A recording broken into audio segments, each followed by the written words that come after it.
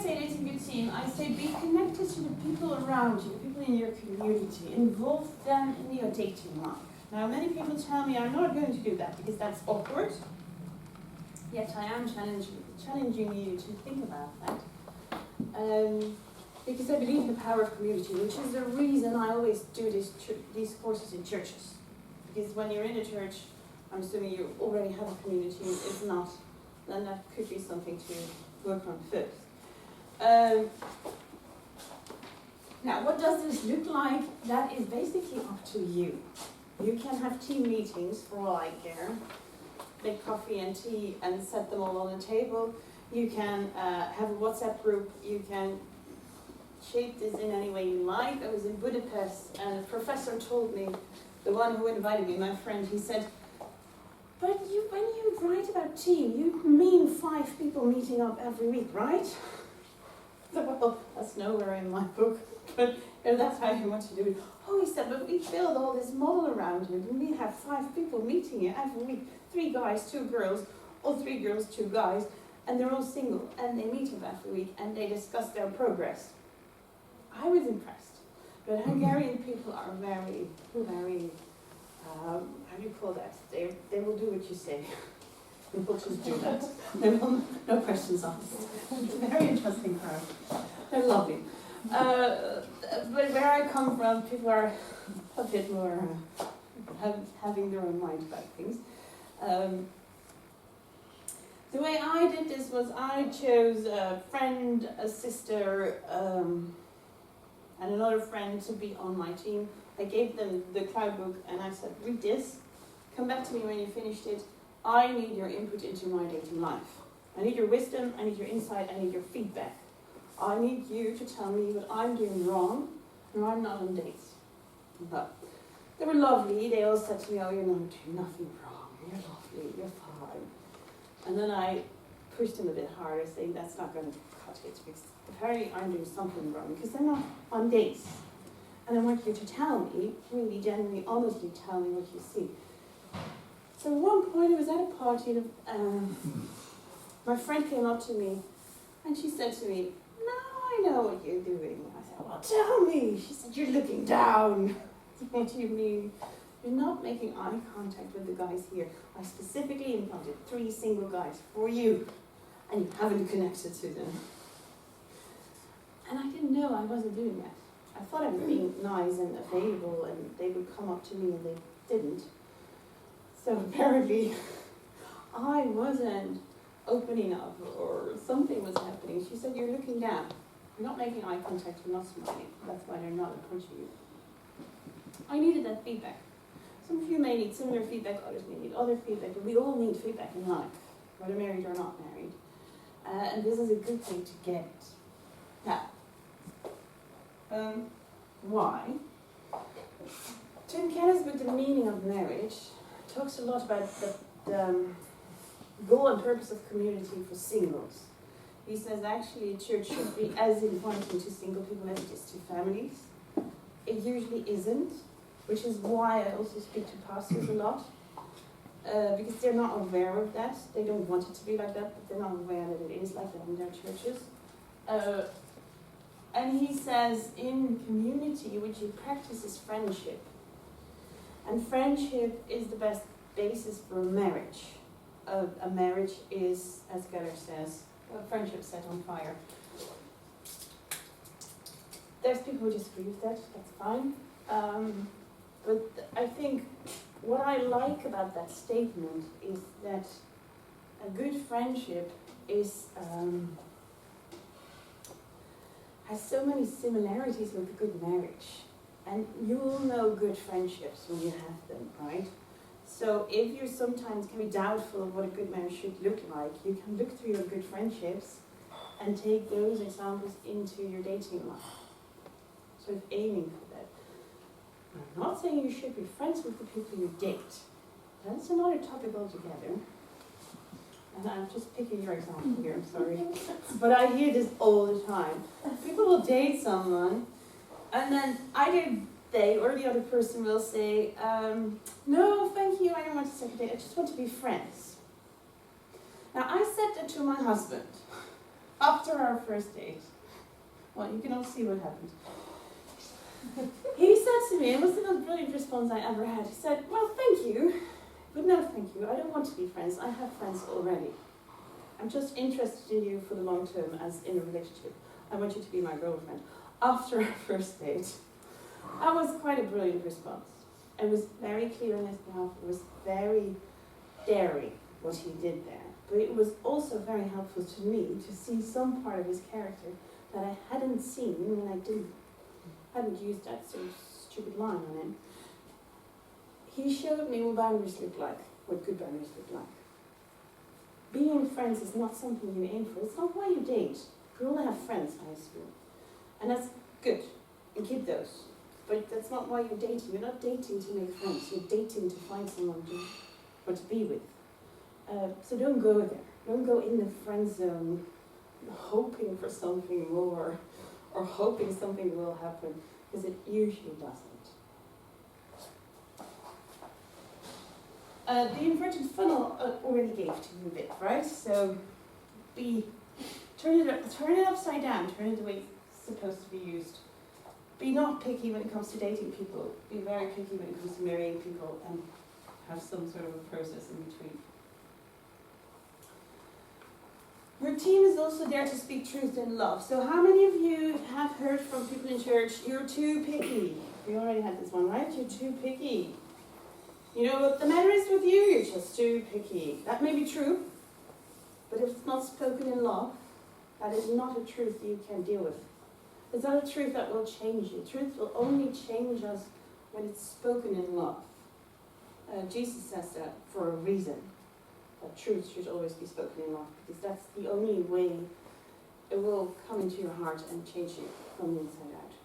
So when my friend said to me, I've seen you, I know what you do wrong, that was spoken in love. That was coming from a place of, I want to genuinely help you.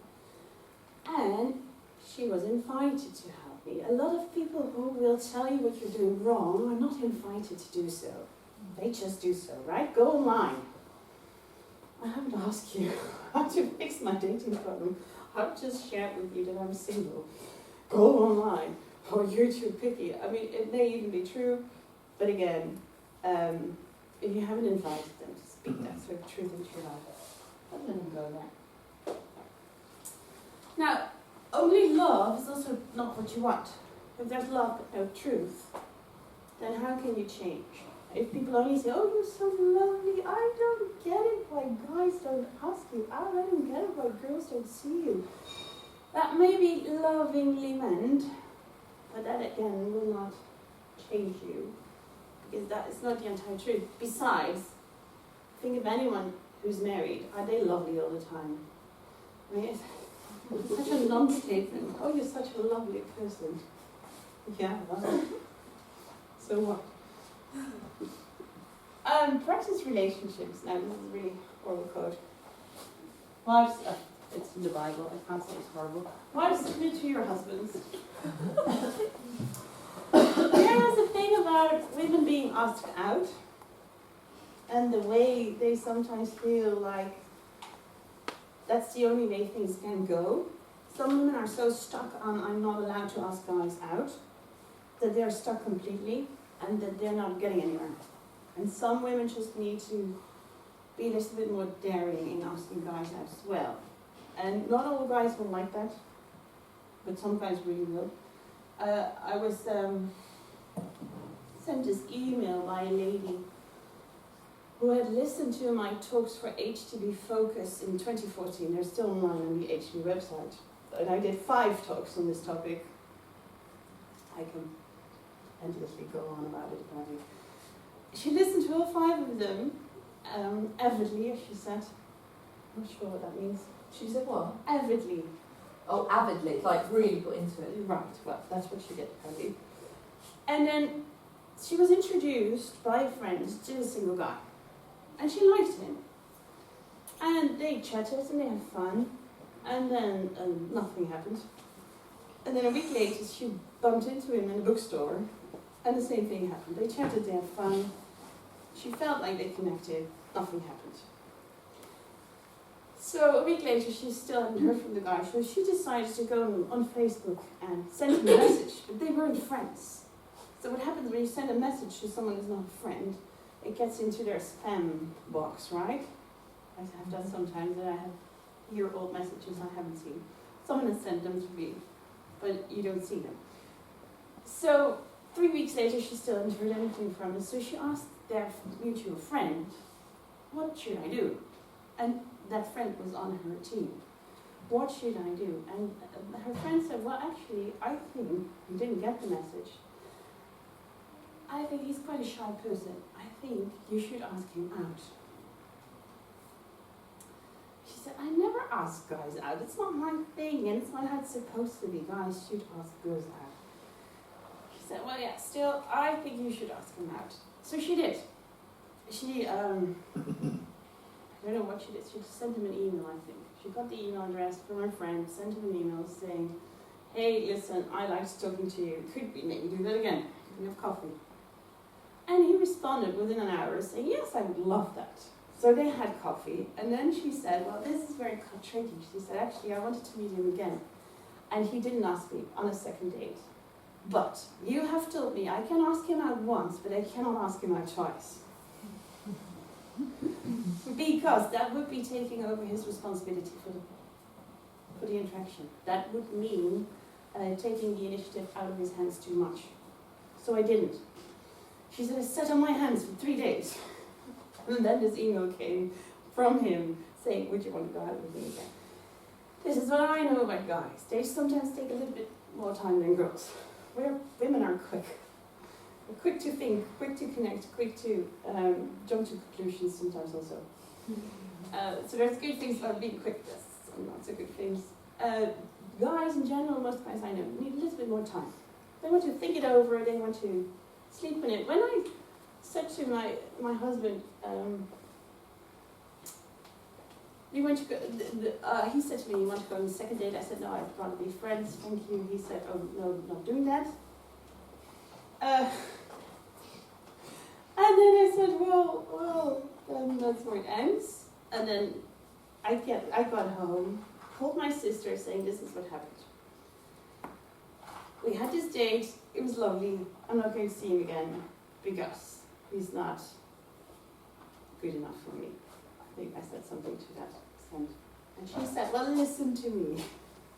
I never told you this, but you are now officially being too picky. And you should go date him again. And then again. I want you to go on the second and the third date with this guy before you decide to not go ahead with it. So I did, and I called him, and he said to me, let me think about it. Let me think about what? Exactly. And then an hour later he called me back and said, I thought about it. Good idea. So I just needed to give him time, and actually that gave me more respect for him. That he, even in that sort of space, said, okay, these are my boundaries. I need to think about this for a bit. And actually he said to me, I needed to call my team to explain them what happened, because he had a team as well. So let them go to it, says here, hi, my name is, and then the lady says, oh, not in person. I only meet men through online dating sites that way I can cover out all the losers. The feedback she gets is too crazy, too fast. This is a stupid example, but it is an example of role play. And role play, actually, for some of you, might be really helpful. I'm going to refer again to the brilliant BBC Love in the Countryside. You're all going to watch it tonight. Love in the Countryside. Episode 1. There's a shy 32-year-old sheep farmer lady in there.